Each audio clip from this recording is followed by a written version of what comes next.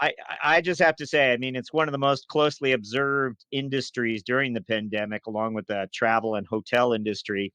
We all witnessed it up close, the dilemma and the situation. And I can only imagine early 2020, what might have been going through your head as the CFO of Advantage.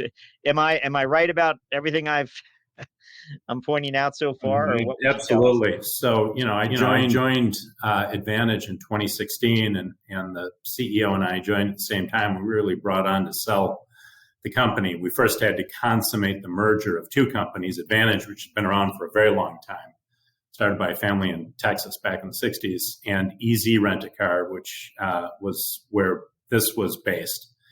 And had consolidated the two, and the thing was run on QuickBooks, and all kinds of crazy stuff that we just had to infrastructurally clean up. And then we had a prolonged courtship that we were very literally in Wiles' offices in New York in January 2020, right at the end of the month, finalizing a purchase sale agreement.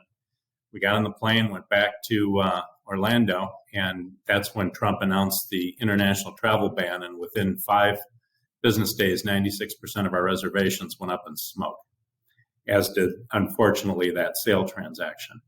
So it was a very, very challenging time. And unfortunately, we had to shepherd that company through a restructuring and an eventual liquidation. But we learned a great deal. And, prior to that, when we first came in and really looked at the business, at our peak, we had about a $650 million fleet investment. We had 35,000 vehicles all over the country and continental U.S. and Hawaii. And we really needed to optimize the investment.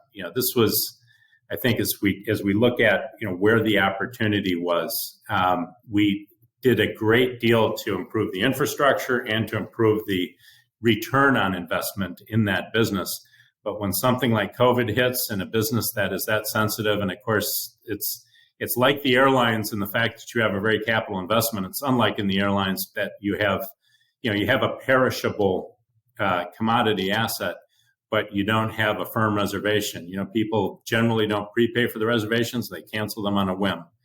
And that made it particularly difficult to navigate with that company.